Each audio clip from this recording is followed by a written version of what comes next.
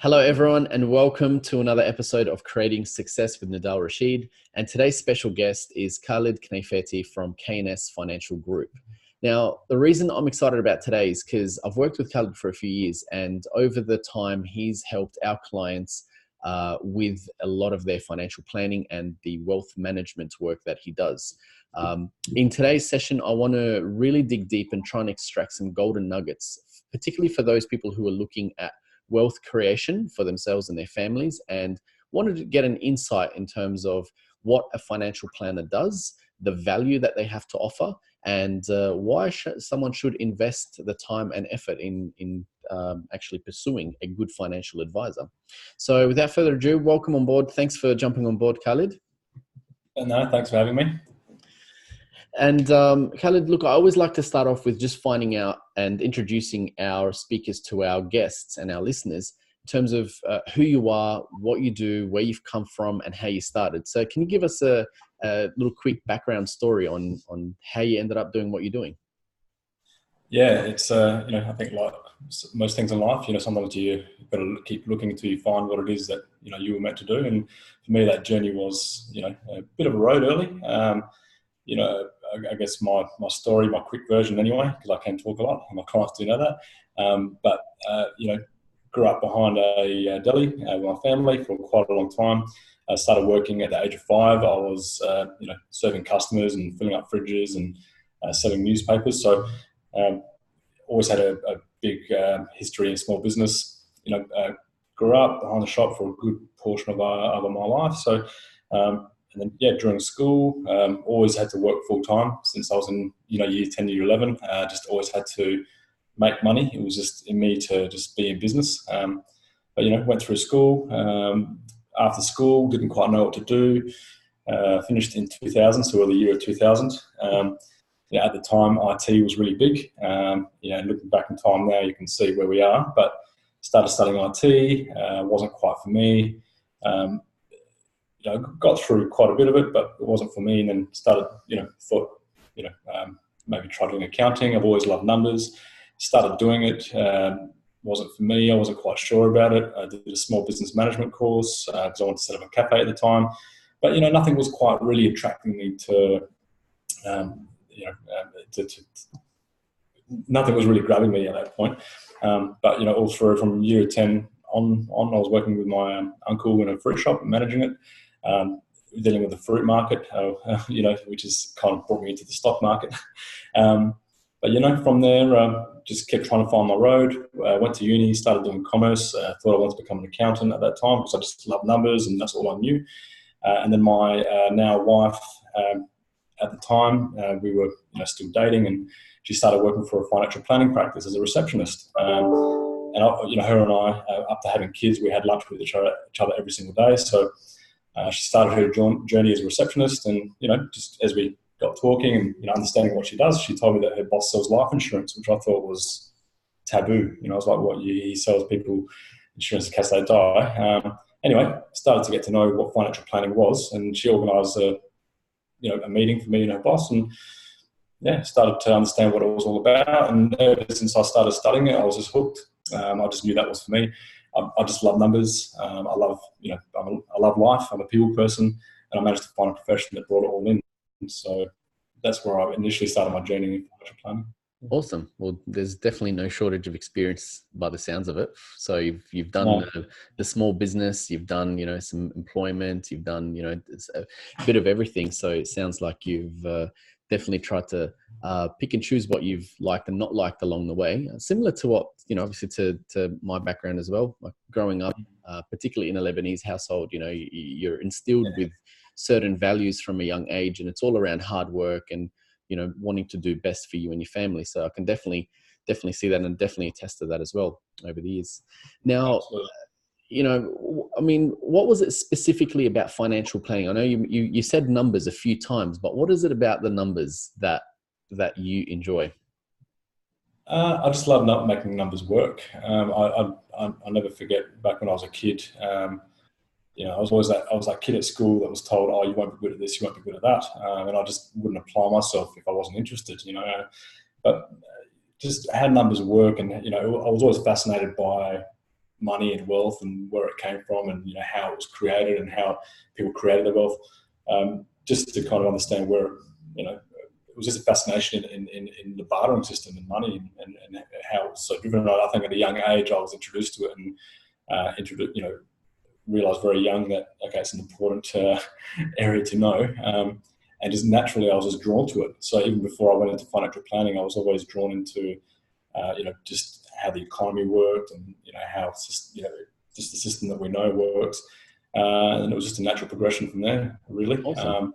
I started studying it, and it started to kind of give me a breakdown as to the foundations of financial planning and what it's all about.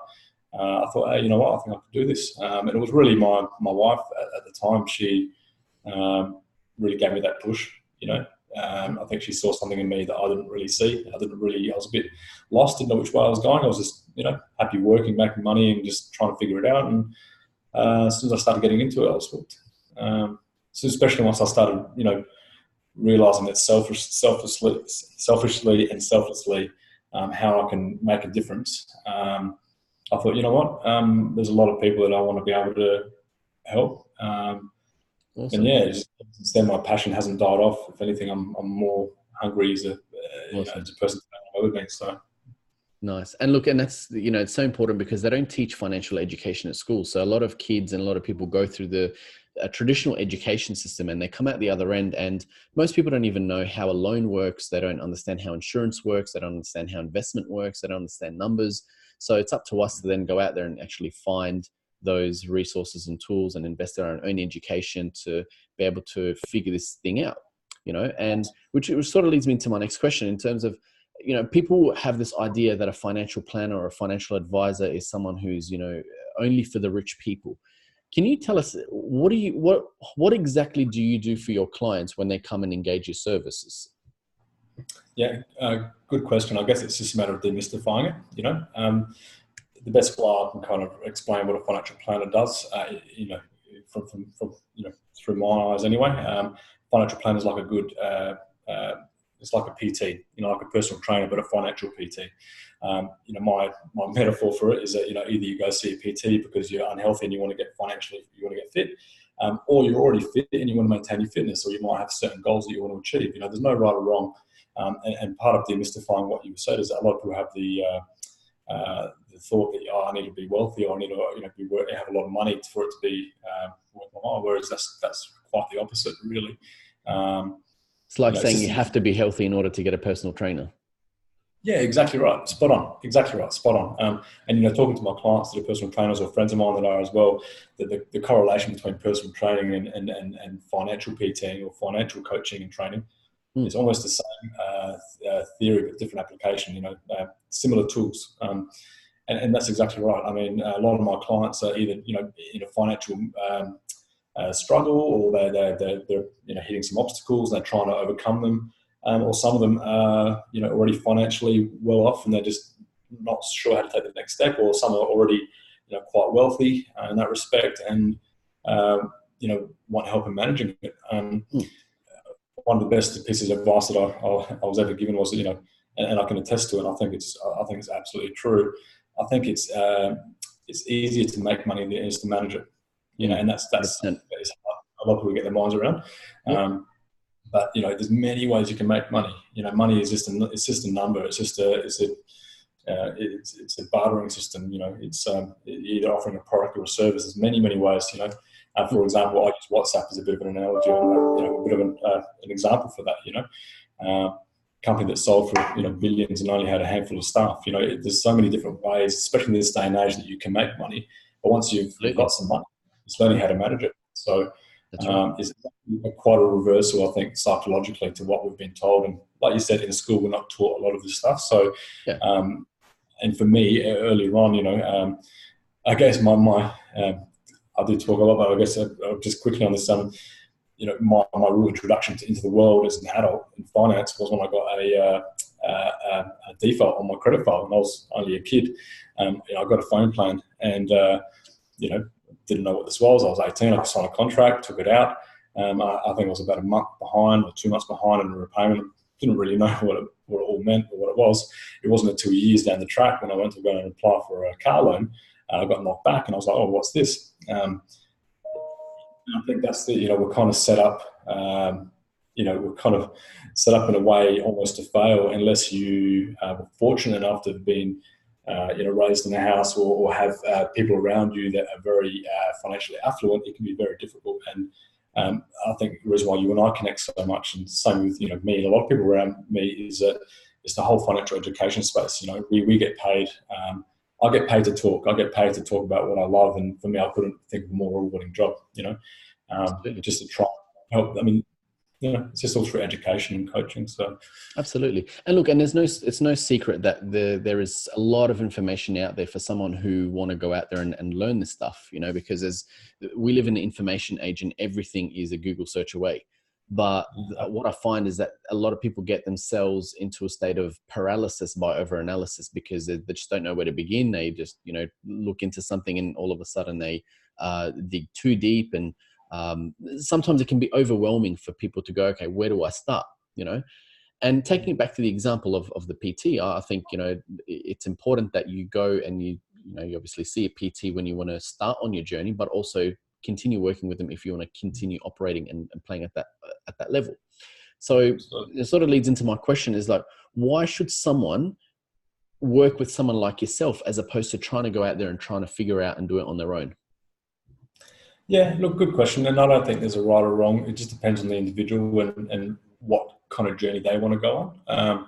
For me, if it depends what kind of goals you're setting as well. You don't want to overfill a fuel tank, and that's why there's different needs for different people. But for me, if I'm going on a big trek, for example, I want to make sure that I've got backup. I want to make sure that I'm going to be able to make it from one side to the other successfully.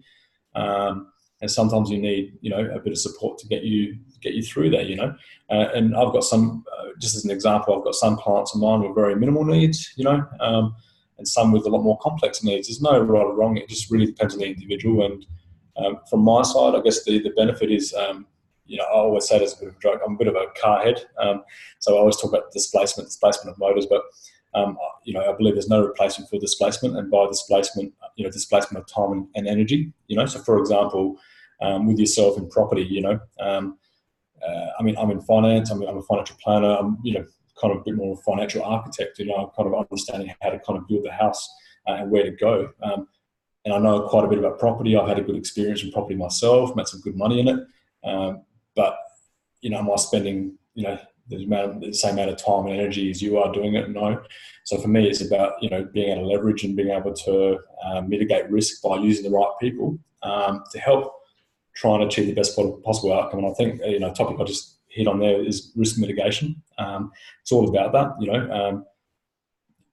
By using the right people, you can tend to minimise your risk. So, for example, even with tax, I know quite a bit about tax, but I still use my accountant. And just with many other professions as well. I mean, with cars, I love my cars. I can work on them. I can do a lot with it, but I'm not a mechanic. So it's really just depends on the individual and how much they want to mitigate risk. What I say to clients all the time is, in my initial steps with any new clients or any people just in general, and majority of my advice I give it out to people for free, is just to sit down really and just draw up a mind map and just to see where we can help or how we can help or if we can help, and then associate any costs after that. It's funny how much people will give you when you just ask. So for me, it's just a matter of whether you can, whether somebody is open to that or somebody wants a coach. For me, in some respects, whenever I'm talking to clients or people, I'm always talking to my inner self and talking to my younger me and thinking about how would I guide myself. So. Absolutely. Yeah. And look, and sometimes I think of the cost of not doing it as opposed to the cost of doing it, because a lot of people don't realize the value of getting financial advice or having a financial plan or having someone keep them accountable. And it's kind of like if again, we relate it back to the PT example. I mean, what's the cost of that gym membership? It might be, say, $50 a month to, maintain your health and all that. But what's the cost of not investing in your health? Well, that could be a lifetime of sickness and low energy, and who knows, that could be unlimited. So, taking it back to, in terms of what you do and what I do in the financial space, I think at the very, very minimum, just having a conversation with someone who might be able to open up your eyes and be able to sort of guide you in areas that you may not have even thought of looking. Sometimes that could be the difference, tens of thousands, if not hundreds of thousands of dollars difference over the years, because, one small change now can make a massive difference over the long term. Absolutely. So, my question to you is, obviously you get a lot of people come through. You'll get the people who are just starting out on their financial journey. So they're just in their first job. They might be a young couple wanting to buy their first home, and they just want to look at the road ahead, as opposed to someone who might have been working for 30, 40 years. And now they're looking at, okay, how do we set up a plan to transition into the twilight years? When someone comes to you, how do you firstly work out where they're at and what their next steps are, but more importantly, how do you increase the probability of success for your clients? Yeah, good question. I think the first step is often the hardest step. It's like we've gone to the gym, getting out of bed is the hardest part. But once you're there and you've done it and you've finished, you feel liberated, your endorphins are flowing, you feel great. The most satisfying part for me, and really, the entire world is shifting. The world of finance is shifting. Everything is changing. And for me, what I do the best is really just the coaching and the drawing up the mud map. So that's what we do. With any new client, I'll offer a consult initially at no charge, just to sit down, to work out, and to understand the person and just to be able to draft up a mud map of where they are. And, a big part of our job is knowing how to ask the right questions, and helping to dig deep through the person's psyche to really help them, work out what their goals are, both over the short, medium, and long term. And just to really start vision setting, and understanding where it is they're trying to get to and how we can help them. My youngest client's 25, my oldest is 75, so it's just a pretty big band, right? But I guess one thing that you get really good at after a while is modeling. Like I said before, I'm a numbers man. So I say to my clients all the time, look at me like a computer. The more accurate the information you put in, the more accurate it comes out the other side. And my job essentially is to try and, provide that crystal ball that nobody has, right? So everyone wants that crystal ball. But we, some clients we're looking, maybe 5 years into the future, some 20, 30. And our job is to kind of be able to very quickly identify what is going to be feasible or not, where we're going to get green lights, orange lights, or red lights. If we've got green lights in the strategy, beautiful, we can continue on that track. We're going to hit orange lights, taking somebody through the trade-offs and saying, look, these are the things the variables that we need to be aware of. And then the red lights are pretty much like a stop in the numbers, where it's pretty much says, look, it's not going to be achievable. We need to revisit the goals. And that's what we do in the first meeting. It's a matter of just ask the right questions, and just allowing the individual to just feel free. It's a very vulnerable thing to talk about your money and your finances. And I think a lot of people growing up, we've always been taught, don't talk, about your finances. You keep it to yourself. But it's funny, we're living in a world where everything is so exposed and available as well. So it's definitely a point of privacy. I respect that a lot. We really hold that quite close in the practice.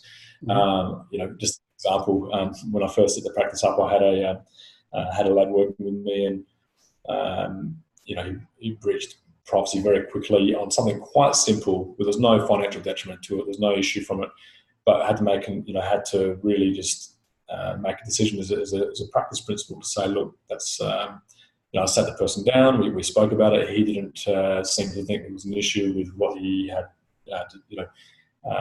disclosed to someone, and I had to let him go after 3 weeks. So we take that very seriously, because and I say it to clients, I should go without saying, but even with myself, I have my finances too, and I trust in those professionals that I talk to. And I think trust is that trust equation. Everyone wants to really, once you've built that equation, and I have that with my clients, I'm very, very proud to say the majority of my clients have come from referrals, from word of mouth, which is the biggest pat on the back for me. I'm very proud of that, but I take that with a lot of respect, and I'm very humbled by it, but it's a relationship with my clients. So for example, some clients I'm catching up with them quarterly, some half yearly, some yearly, some every 2 years. And say we're having a review of what's happened over that period of time. We'll talk about the numbers, and we'll talk about for example, the returns or the portfolios for about 5 minutes. That's the rest of the time is really just understanding, what their journey has been like along the way. And, that's how much of a strong relationship I have with the clients that I work best with. So, yeah, I think I answered your question. You talk a lot. So. No, that's good. Look, and it is very important because finance, I find, is a very, very touchy subject. And sometimes we've been taught, from maybe parents or family or people that are close to us, is that you do keep your finances secret and you don't disclose with anyone. But what I found is that people who are operating at a higher level is that they're comfortable talking about their finances. Obviously not with everyone. It's not something you talk freely and openly with, at barbecues, but they're comfortable discussing their finances with professionals, whether it's mortgage brokers or financial planners or investment strategists or whatever, because they need to be able to, like you said, you feed the right information, you're going to get the right information back out. And Absolutely. And that's one of the things I generally find with first-time investors or people who are just starting out, is that they, once they've invested that little bit of trust and they see what, benefits come out of it, they're much more open to, sort of opening that right up and really getting deep and intimate with some of the finance talk. And definitely one of the highlights for me as well is that, being able to feel that someone, yes, confides in you and is able to put their trust in you is obviously, goes a long way.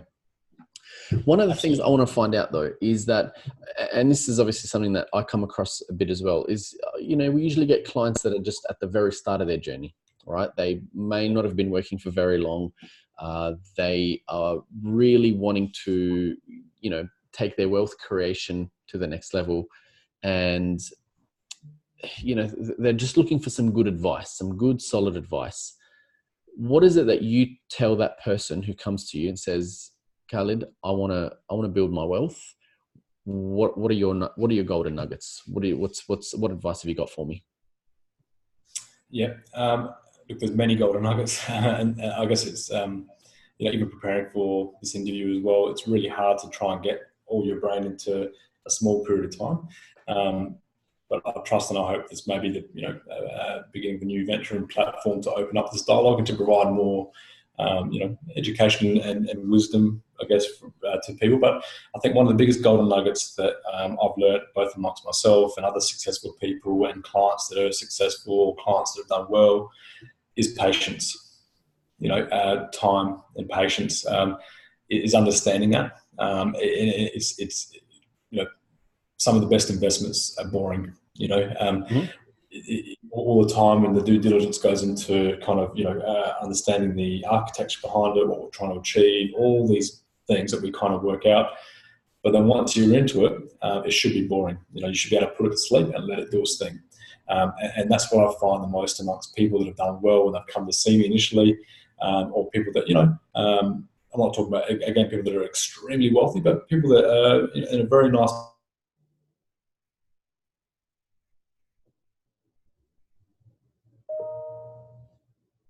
Overguess yourself too much, So I think just being patient, letting things take their course, is the best way to build wealth, because it happens over time. Mm-hmm.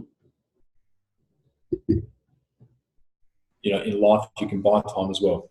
All right. So, and back to one of the first questions is, in this day and age, we've got infinite information. We just need to know what we're looking for, and that can be the most difficult part. But you can spend all the time in the world to try and learn a topic, which you can do, or you can leverage somebody else's time and their knowledge to try and help accelerate your progression or your forming. And I think it's a matter of working, power in numbers. Really scared to ask questions and just trusting that the people you're dealing with have your best interest and that they're going to be able to point you in the right direction. So I think the biggest golden nugget is really just time and patience. And we seem to be living more and more in a world where we want everything today. I'm not exempting myself from anything. I'm part of this world. I'm a human being as well. We're all we're all part of this world together. But short, medium, long-term goals. And just understanding your timeframes and what's feasible or not, and just not overthinking things too much. Most people want to just be able to create wealth. So that they can do many things. That's why I ask people, why do you want to create wealth for? We need to understand what you need money for, so we know what's an appropriate vehicle. That's right. So, No, look, couldn't agree with you more on that because, like you said, in today's world, we want everything yesterday. And one of the biggest challenges I face, and I'm sure you face, is that, people don't want to wait, and people don't want, they don't have the patience to wait, years and years before they start to see the benefit. So in many cases, I'm actually disqualifying people, saying, look, if you're looking for a get rich quick scheme, this is not the right vehicle for you. If you're looking for a way to get rich overnight and, wake up a millionaire, I'm sorry, but, we can't be of any help. But if you're looking at, this is with a long-term view, you're prepared to sort of do a set and forget, planting their little seeds now, understanding that they're going to bear fruit in years to come, then this is where we can start to work together effectively. Yeah, and I'm all about metaphors, and one big thing for me, I always try to live by metaphors and proverbs to try and help keep me keep my mind in alignment. And sometimes, a lot of my clients introduce me as a life planner. Because I really get into the real nitty gritty of life. And it's like the Chinese bamboo tree proverb. But I've brought this up with you before, but the Chinese bamboo tree, from the time that you plant the seed, you need to water and nurture that seed for up to 4 years before it even sprouts. In the 5th year, once it sprouts, it can grow up to 90 feet in a matter of 5-6 weeks. Now, what's behind that story is, think about it in theory, right? So, or even in practice, okay? So, to plant a seed in the ground and to water it for up to 4 years and not see any results, knowing that eventually it's going to sprout, a lot of people will lose patience very quickly. As an example, when you go to Woolies and Coles, you get all these little kids, the gifts for kids. Woolies have one for little seedlings that you can get, and you watch it, watching it intently, waiting for that thing to sprout to know that you're doing the right thing. I guess the meaning behind it is that it can be very hard to see what's happening under the surface, right? Now, when that tree shoots however big very quickly, the roots of that tree need to be really embedded in the soil. Now, the more I think about this proverb, the more I kind of think, how can you apply this kind of this mindset? And I guess, you can't dig the seed up, but you can test the soil. You can test all the surroundings. You can test the purity of the water. You can test the purity of the light, And I guess, you'll get what you put in. But once you've planted it, you're going to kind of take a step back and check in on it here and there. And, but how rewarding would it be, right? Now, I'd love to be able to plant these trees all around the side of my perimeter of my house. But, as an example, as a society, we're not really, just as human beings, it takes a lot to really have that mindset. I think I heard you say this once as well, but how many people would plant a tree knowing they may not ever sit in the shade? There's a beautiful saying around it, but it's the same kind of mindset. It's really just being able to, Absolutely. Sorry. No, this is great, actually. So I'm glad you brought it up, and I'm glad you did, because it is something that I wanted to touch on, because patience and having that long-term view of your wealth creation is definitely what's needed. Because one of the things I always touch on is the compound growth principle. And the compound growth principle really is one where it grows at the speed of grass in the first few years, but it's not until the later years where it really starts to skyrocket and you see the benefit out of it. I reckon every property investment deal I've ever been involved in has worked in a similar fashion. Like the first few years I've seen nothing, and if anything, I've had to carry that property, and then a few years down the track, all of a sudden there's been some movement, and we start to see the benefit of it. So, and that's one thing that I constantly try and get across to clients and people that we work with in the space, is that it's not an overnight success. It's not an overnight get rich quick pill. So there's no secret behind it. It's just purely patience. And I think most people understand that in life. We all do know. I think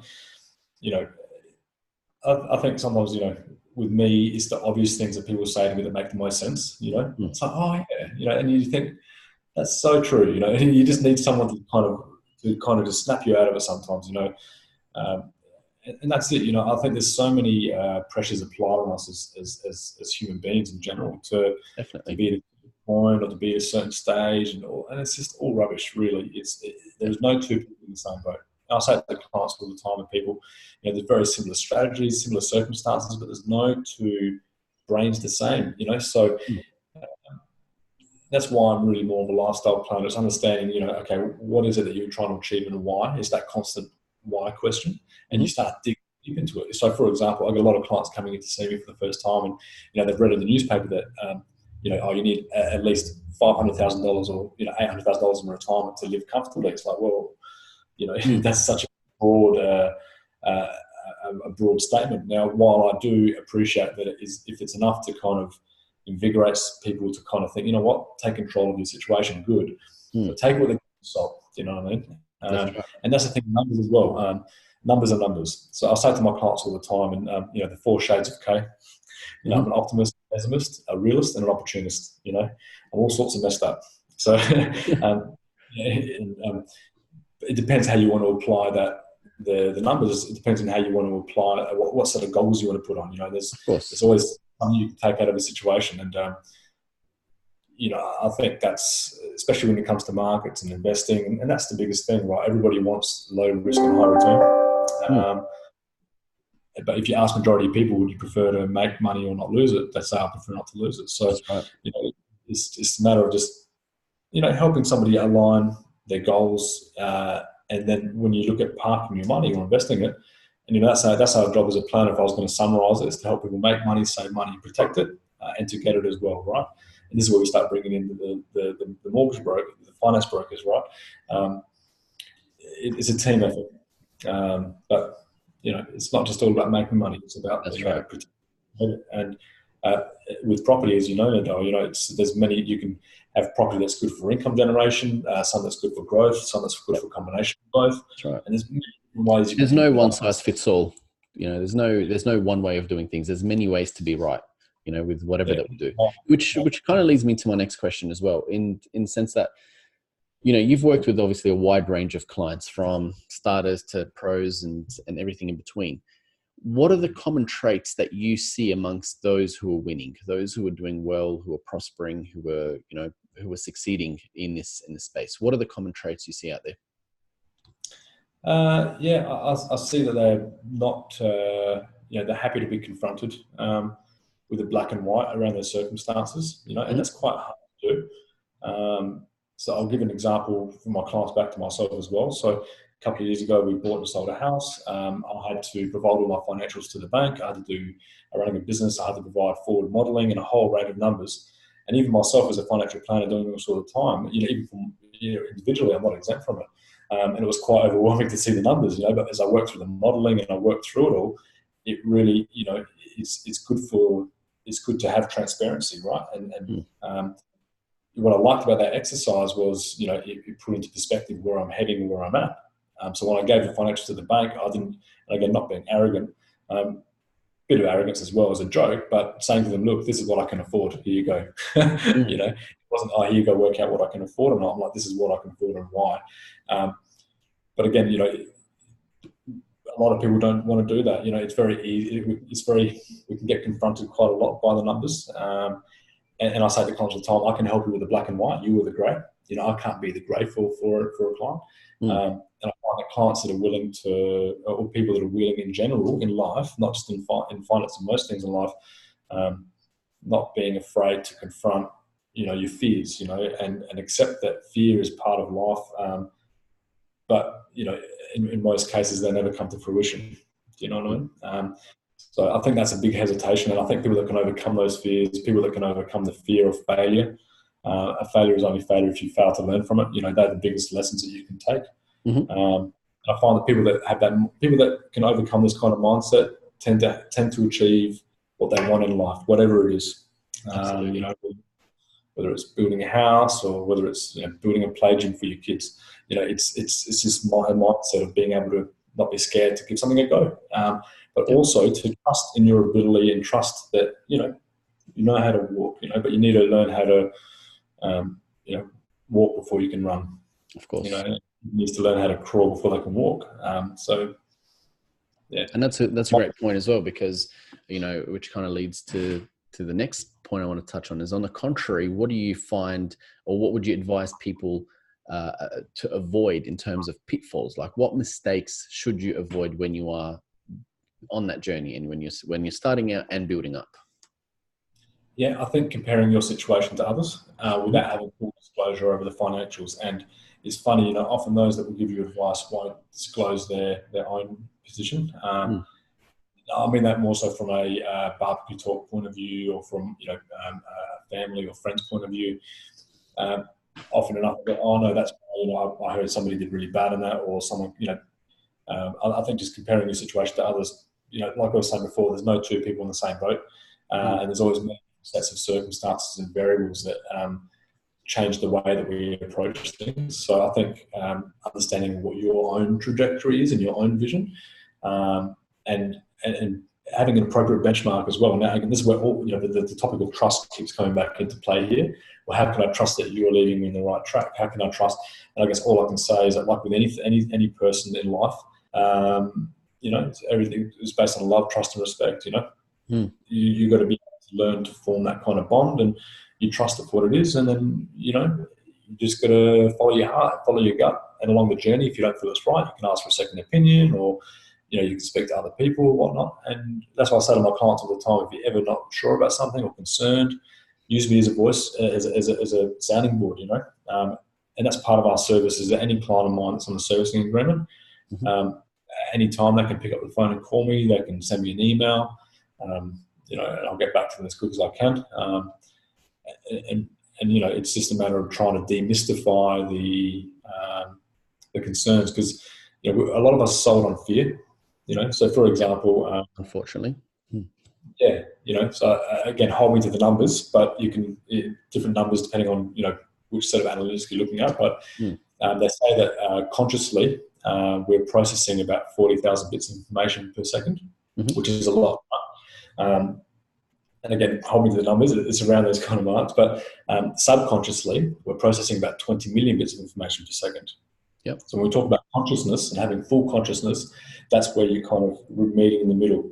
And then psychologically, I've determined, and again, depends on the readings and who you're following or where you've done your research or whatnot, but in a broad sense, one of the biggest things we think about is fear.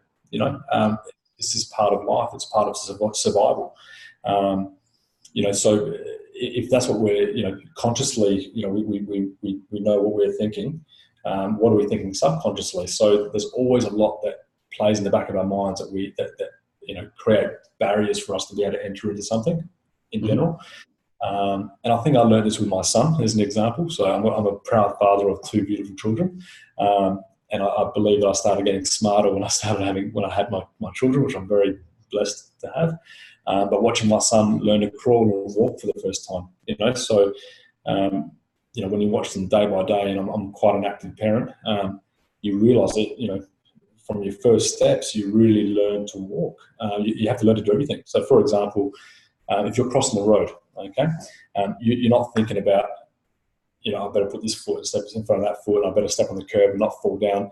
But at one point in your life, you were, right? You were holding on to everything, learning how to do it, and as you overcome that, and you nail it pretty much, you take it from your subconscious mind, you put it into your subconscious mind. Now, it doesn't mean when you're crossing the road as an adult, you're not thinking about these things, but you don't have to think about it consciously. So we always have those fears. I better not trip. And for example, as an adult, right? So I was walking across the street probably about a year ago, and I just overstepped the curb and I twisted my ankle, and I was like, oh my God, now at that point, it was one small momentary lapse of judgment, and I still hurt myself, So, and I think that's the thing, we all get scared that we're going to make a mistake or something might not work, and we've got responsibilities, but, you don't have to think about walking too much, do you? You kind of know how to do it, you put it in the back of your mind and walk away. So what do you say to someone who is scared? Because obviously it's an unknown space for many, especially when it comes to finance and property and investments and all that kind of stuff. And it is the fear of the unknown. What's your advice to your clients? Education, and just not being scared to learn. At school, I wouldn't really apply myself too much, just not because I didn't want to, but just because my mind was, all over the place. I was always, I just wanted to know everything about life, not just the, 9 to 5, and, I'm just as a person, I'm quite, I'm about life. So I just wanted to really just explore, and, I always loved to learn, but I was always that kid at school that wasn't going to be good at science or maths or this or that. And all the things that I was told that I wasn't going to be good at or that I wouldn't do, are all the things that I love doing. And I'm talking to people about all day long and making a difference. So just not being scared to learn. I kind of spent all my life growing up as a kid not wanting to be a geek, realised, because, I didn't want to be a geek because I knew that I was a geek,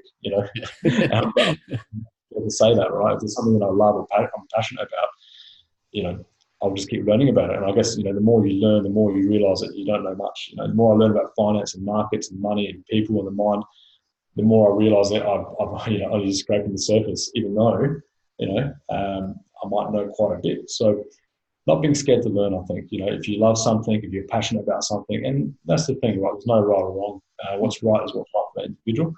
And just learn. So for me, it's really just a matter of just, if you look at all my any testimonials from clients and this is all stuff that my wife pushed. I never really kind of pushed for this early in business. I was always, not really too phased with that, but not because I didn't want to hear what my clients had to say, no, but I've all the feedback that ever came back was thanks for for answering a stupid question in an easy way, or thanks for just making it easy to understand. And the thing is that the world is becoming more complex by the day. Finance is getting tougher and harder.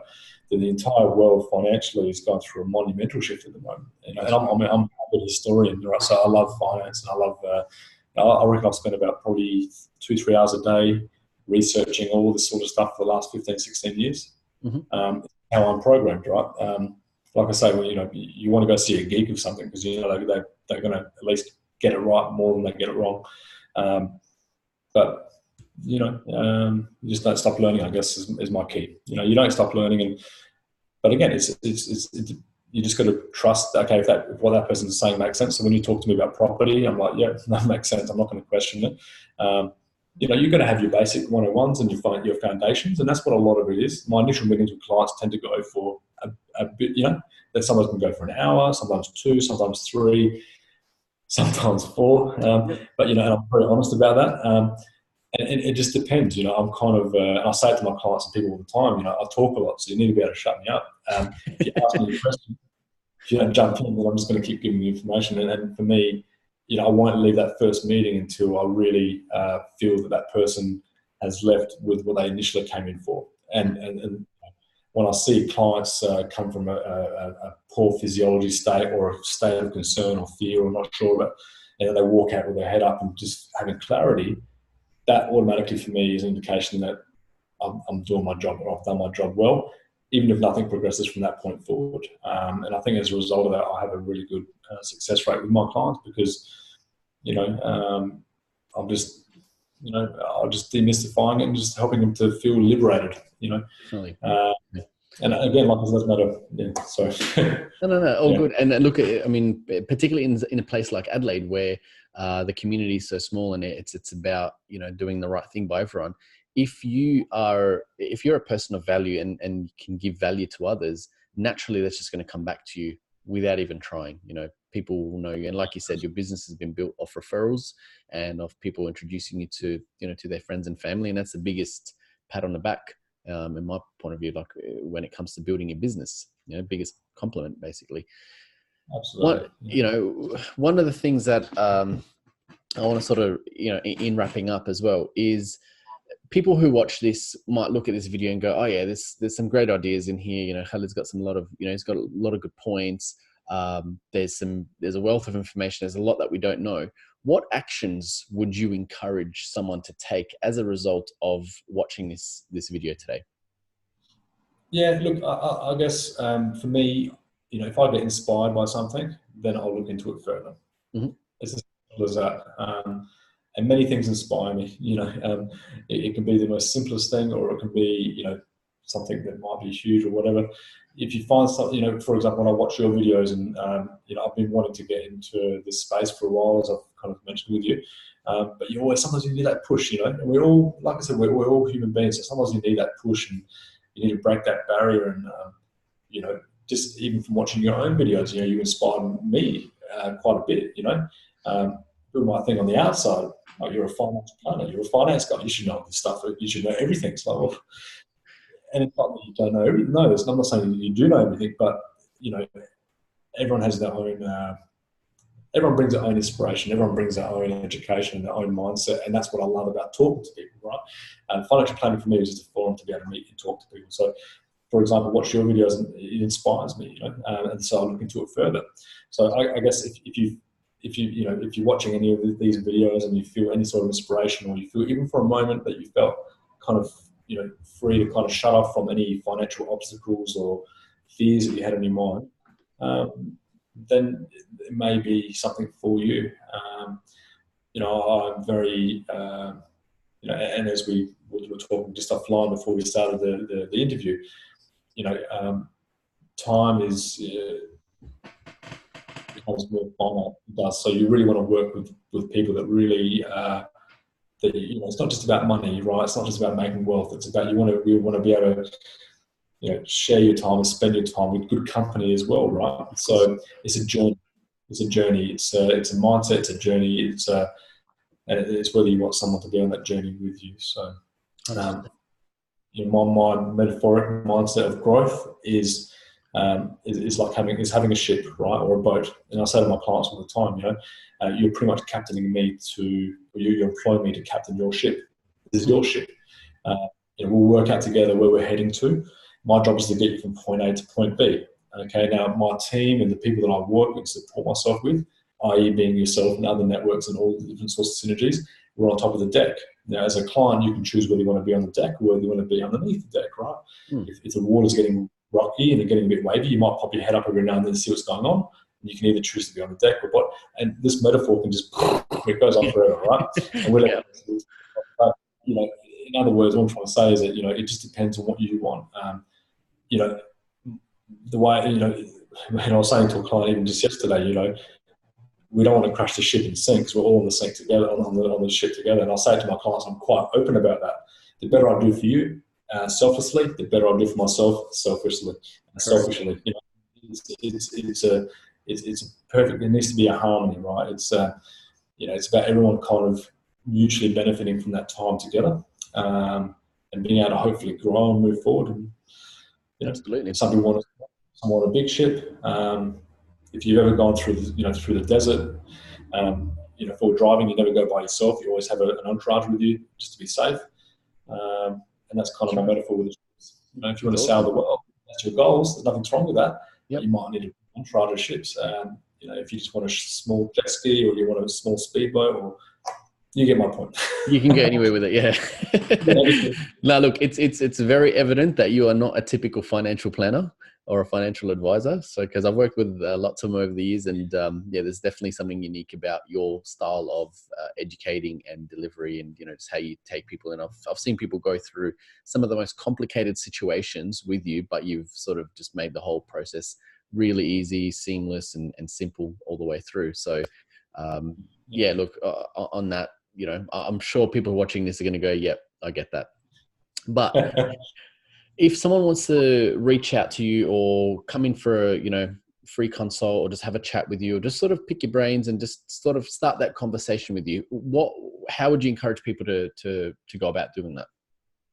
Yeah, look, just pick up the phone and give me a call. You can either call my mobile, which is, I'll provide the details now if you like, or just give the office a call, book in a time. It's, for me, what I like about this sort of forum is that it gives you the ability to kind of, in your own space, in your own time, in your own comfort zone, to think about what it is that you want, and then you can take from what you wish. We're pretty open, we're, as a person, I think I'm not scared to be honest, and I'm not scared to, I'm a people person, so, I like to think that I'm quite approachable, but I respect that, it's not for everyone. And we were having this exact conversation right before we started, is that we know that what we have to say in our message isn't going to be for every single person out there. But for those that do resonate with this message, and those who resonate with the value and whatever we've spoken, even if you just take one idea and actually implement it and run with it, can make a huge difference in your life. So for anyone, and I always encourage anyone who's wanting to even just scratch the surface in their own life, or take that helicopter view on their own financial situations, just start with a phone call. That's all it takes. In fact, if you'd prefer not to meet face to face and you'd rather do something like this, where it's over a Zoom or a Skype call, I know, Khaled and myself are both, happy to work with people from around the country, and we do. We've got clients interstate that we work with, and these days it's just so easy to be able to just start that conversation. Absolutely, especially this day and age. We're living in such a cool time to be alive. Absolutely. If you went back into the 60s, and you could look into where we are today in society, people would have regarded us as sorcerers and magicians with the amount of ability and information we have on our phones. We can be also interconnected. I've got clients all around the world. Majority in Australia, but from all different networks, quite vast as well. As I know yours is Nidal as well. Yep. So whatever forum is right, whatever's going to work on it. All I can say is that if someone reaches out to me, I'll try my best to get back in contact with them as quick as I can. What time is not, it's not infinite. There's only so much time in the day, and that's my biggest issue, I guess, or biggest one. A lot of people that are kind of busy is that, but just pick up the phone, flick me an email. If I get an email that sits in my inbox, that for me is something I have to get to. So just reach out however you wish or speak to yourself. Awesome. Well, thank you again for your time and your contribution today, Khaled. I appreciate it. I know our clients definitely will as well. Look, as always, for our viewers who are watching and listening in, if you find value in this content, make sure that you hit the like button, subscribe, share it around, because this message does need to go out to as many people as possible. We've always spoken about, the lack of financial education out there. So, I hear all the times that you guys need to be, broadcasting this to much more people. So this is how you guys can help us do that. So once again, thanks for jumping on the call, Khaled. I really, really appreciate it. Anything that you'd like to leave our viewers with before we wrap up? No, just this is a first for me as well. So, it's exciting to actually start to, have some sort of presence online. So, in regards to content and talking to yourself, Nidal, and to my wife, I don't think content is an issue. It's just figuring out what content it is that is relative or that people want to know about. So, like I say, use this as a forum. However to the viewers, anybody, people listening or whatever, you got a question, shoot it through. I'd like to thank you, Nidal, as well. Thank you for your support. Thank you for your trust with your clients as well. And thanks for inviting me onto the show. It really is. I feel very humbled by it and very grateful. No, so yeah, thank you for support. It's been a pleasure doing work with you, and yeah. Absolutely. No, thank you, and likewise in return. So just in wrapping up, thanks everyone for watching. Hope you have a great finish to the day, and we will see you on the next video. All right, take care and see you next time.